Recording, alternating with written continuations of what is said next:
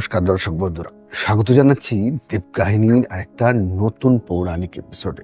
মহাভারতের মহাকাব্যিক পথ চলার আর একটা নতুন এপিসোড নিয়ে এসেছি আপনাদের জন্য। মহাভারতের কাহিনী অনুযায়ী যে ক্রমানুসারে ভিডিওগুলো পাবলিশ করছি, সেই ভিডিওর লাস্ট কাহিনীতে আপনাদের সঙ্গে শেয়ার করেছি যে ভীম কিভাবে হাজার হাতির শক্তি লাভ করেছিল।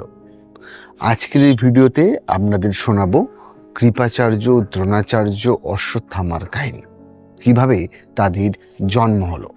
তার সঙ্গে বলবো দ্রোণাচার্যের সঙ্গে পাঞ্চাল দেশের রাজা দ্রুপদের শত্রুতার কাহিনী, যে শত্রুতা কিন্তু পরোক্ষভাবে মহাভারতের ক্লাইম্যাক্সের অন্যতম একটা কারণ। অর্থাৎ মহাভারতে এই যে কৌরব পাণ্ডবদের মধ্যে যে ব্যাপক সংঘর্ষ হয়েছিল, তার একটা পরোক্ষ কারণ হিসেবে কিন্তু দ্রুপদ এবং দ্রোণের শত্রুতাকে মার্ক করা যেতে পারে। তো কেন হলো রাজা দ্রুপদ এবং দ্রোণের মধ্যে এই শত্রুতা? একসময় রাজা দ্রোণ এবং দ্রুপদ কিন্তু ছিল ভীষণ বন্ধু।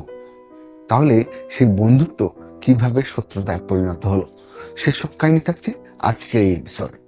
তাই প্রিয় দর্শক বন্ধুরা, অবশ্যই কিন্তু ভিডিওটা শেষ অবধি দেখুন এবং মহাভারতের এই মহাকাব্যিক পথ চলায় আমার সঙ্গে থাকুন আপনারা এই চ্যানেলটিকে সাবস্ক্রাইব করে। মহর্ষি গৌতমের এক শিষ্য ছিল, সেই শিষ্যের নাম ছিল শরদ্দান। এই শরদ্দান তিনি ধনুর্বিদ্যায় যতটা পারদর্শী, বেদ অধ্যয়নে কিন্তু ততটা পারদর্শী ছিলেন না। একবার দেবরাজ ইন্দ্র এই ঋষি শরদ্দানের তপস্যায় তিনি ভয় পেলেন এবং তিনি জানপদী নামে এক অপ্সরাকে পাঠালেন সেই শরদ্দান ঋষির তপস্যা ভঙ্গ করার জন্য। জানপদী নামে সেই অপ্সরার সৌন্দর্যে তিনি এতটাই মুগ্ধ হলেন যে তার হাতের তীরধনু মাটিতে গিয়ে পড়ল।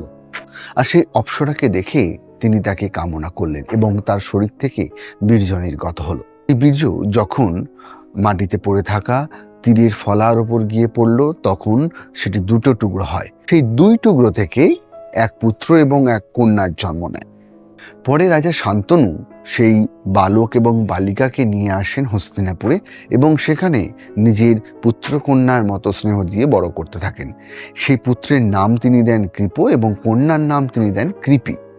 পরে যখন শরদ্দান ঋষি তার পুত্র এবং কন্যার সন্ধান পেলেন, তখন তিনি হস্তিনাপুরে গিয়ে তার পুত্র কৃপকে ধনুর্বিদ্যায় পারদর্শী করে এলেন।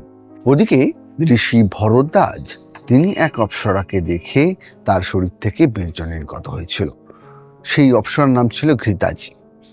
ঘৃতাজিকে দেখে ঋষি ভরদ্বাজের শরীর থেকে যে শক্তি নির্গত হয় তা তিনি একটি কলসে সংরক্ষণ করেন এবং সেই শক্তি থেকে জন্ম নিয়েছিল এক পুত্র, যার নাম ছিল দ্রোণ।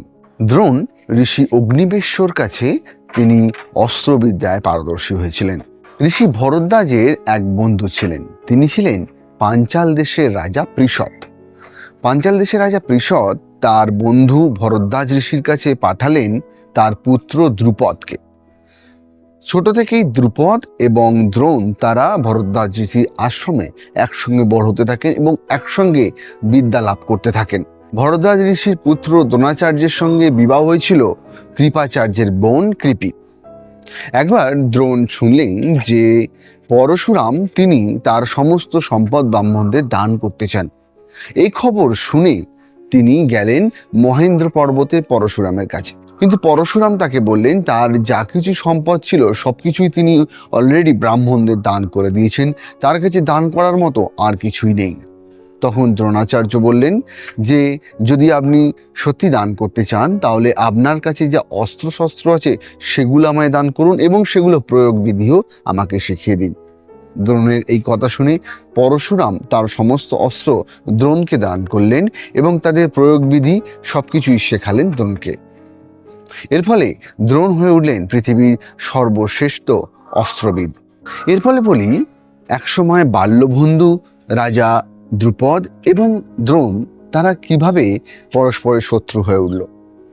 আগেই বলেছি যে ঋষি ভরদ্বাজের বন্ধু ছিল পাঞ্চাল দেশের রাজা পৃষৎ, তার পুত্র দ্রুপদ এবং ভরদ্বাজের পুত্র দ্রোণ তারা একসঙ্গেই ভরদ্বাজ ঋষি আশ্রমে বড় হচ্ছিল, সেখানেই তারা শিক্ষা লাভ করছিল। এই সময় রাজা পৃষতের পুত্র রাজকুমার দ্রুপদ তিনি বন্ধু দ্রোণকে তিনি বলেছিলেন, তিনি প্রতিজ্ঞা করেছিলেন যে যখন তিনি বড় হয়ে রাজা হবেন তখন তার রাজত্বের অর্ধেক তিনি দেবেন তার বন্ধু দ্রোণকে। এরপর গঙ্গা দিয়ে অনেক জল বয়ে গেছে। দ্রোণাচার্যের বিবাহ হয়েছে কৃপাচার্যের বোন কৃপির সঙ্গে। তাদের পুত্র জন্ম নিয়েছে, সেই পুত্রের নাম অশ্বত্থামা। অর্থাভাব তার পরিবারকে ভীষণ রকম কষ্ট দিচ্ছিল। কষ্ট থেকে মুক্তি পেতে তিনি গেলেন রাজা দ্রুপদের কাছে, কারণ সে ছোটবেলা তাকে প্রমিস করেছিল যে সম্পত্তির অর্ধেক দেবে। যখন রাজা দ্রুপদের কাছে গেলেন দ্রোণ এবং তিনি ছোটবেলার সেই প্রতিজ্ঞার কথা তাকে মনে করিয়ে দিলেন, তখন রাজা দ্রুপদ তাচ্ছিল্যের সঙ্গে বললেন যে শৈশবে এরকম অনেক কথাই তো হয়ে থাকে, অনেক প্রতিজ্ঞাই তো হয়ে থাকে, রাজা হিসেবে সেসব প্রতিজ্ঞা আর পালন করা সম্ভব নয়।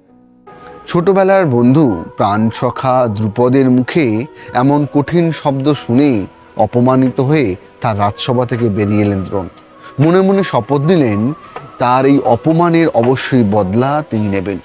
দ্রোণ এবং দ্রুপদের এই যে শত্রুতার সৃষ্টি হলো, এই শত্রুতা কিন্তু ভবিষ্যতে মহাভারতের যে কনফ্লিক্ট, সেই কনফ্লিক্টের একটা অন্যতম কারণ, পরোক্ষ হলেও কিন্তু অন্যতম কারণ তিনি চাইতেন যে এই রাজকুমাররা অস্ত্রবিদ্যায় শিক্ষিত হয়ে উঠে, অস্ত্রবিদ্যায় নিপুণ হয়ে উঠে তারা দ্রোণের অপমানের বদলা নিক, পাঞ্চাল দেশকে যুদ্ধে পরাজিত করে। এবং এরপরে হবেও তাই।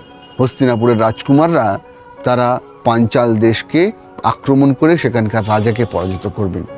আর সেই দেশের রাজা পরাজিত হওয়ার পর তিনি এক যজ্ঞ আয়োজন করবেন, যে যজ্ঞে তিনি এক পুত্র সন্তান চাইবেন, যে সন্তান হবে দ্রোণের হত্যাকারী। এবং সেই সন্তানের সঙ্গেই জন্ম নেবে এক কন্যা, যে কন্যার নাম ছিল দ্রৌপদী। এই সব কাহিনী পরবর্তী এপিসোডগুলোতে আপনাদের সঙ্গে বিস্তারে শেয়ার করব।